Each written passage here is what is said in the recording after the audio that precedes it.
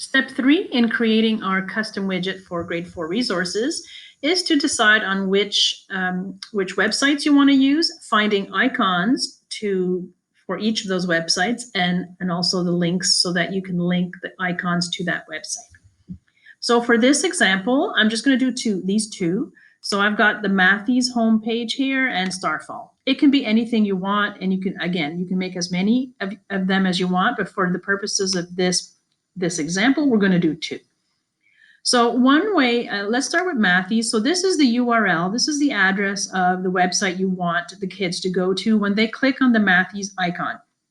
So what I usually do is I just go to Google or whatever search engine you use, and I would put Matthews icon. And when that comes up, I click on images. And then I have a whole bunch of icons I could use. So let's say, you know what, I like this one. So I'm going to right click on this one, save image as, and I have created on my OneDrive or wherever in your Google Drive, a folder called Pics. And under icons, this is where I would place all my icons. So I'm going to place my Matthews icon here. I'm going to rename it so I know what it is when I put it in. So I've got it under Pics, icons, and I've called it Matthews, and I'm going to save. So now I know that I have an icon for Matthews. And the second website I'm going to do is Starfall. It's popular in our board, but there might be other websites you want to use. So now instead of Matthews, I'm going to put Starfall. And I'm going to search for an icon for Starfall. So let's say this is the one I like. So again, I'm going to right click. I'm going to save the image as. I'm going to make sure I know where I'm placing it so I can find it later. And I'm going to rename it Starfall and save. So now I have saved the two icons I want to use in my table for my custom widget. So in the first one, I'm going to put my cursor in there. And I'm going to click on Add Image. And I'm going to go find that icon. I'm going to upload it. And I'm in Pics and under Icons. And I'm going to go look for Matthews. And here it is. Double click. And it's going to ask you to add. I always put that the image is decorative, but you can put an alternative text.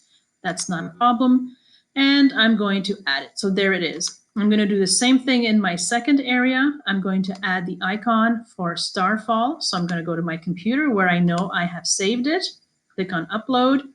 And in this case, it's Starfall. So I'll say this one. Sorry. And I'm going to add decorative. Okay. And now I have my two icons in my table the way I want. At this point, you can resize them if you want. But as you're resizing them, make sure you keep track of the size. So this is 89 by 89, so that I know to make my other one 89 by 89 as well. So it might be a little bit difficult. So you might want to increase the size of your screen. But once you've got 89 by 89, you know that you have them the size that you want. So the next step now is to link the URL to each of these icons. Let's start with Matthews.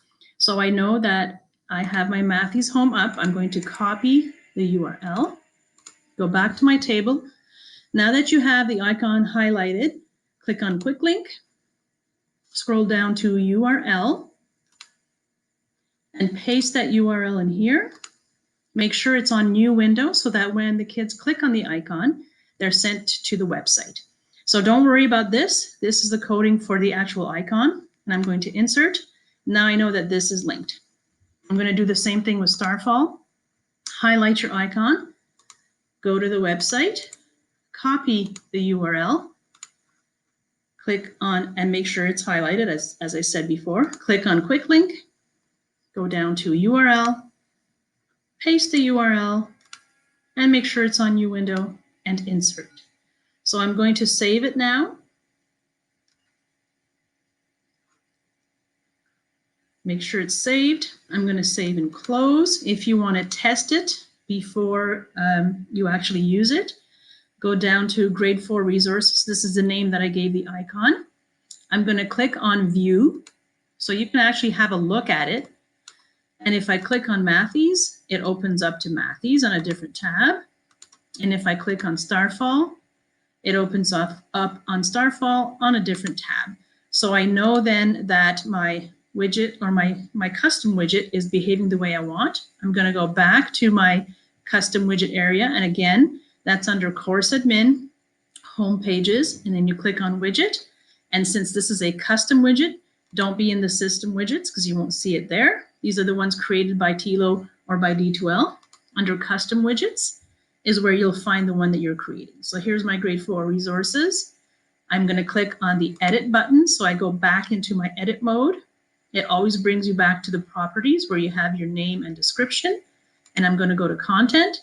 Now I can make changes, like if I click on the table, I can add rows, I can add columns, I can increase the size of my icons. I can do quite a few things here.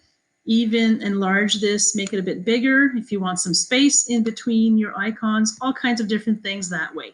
But you have your basic structure here for your custom widget.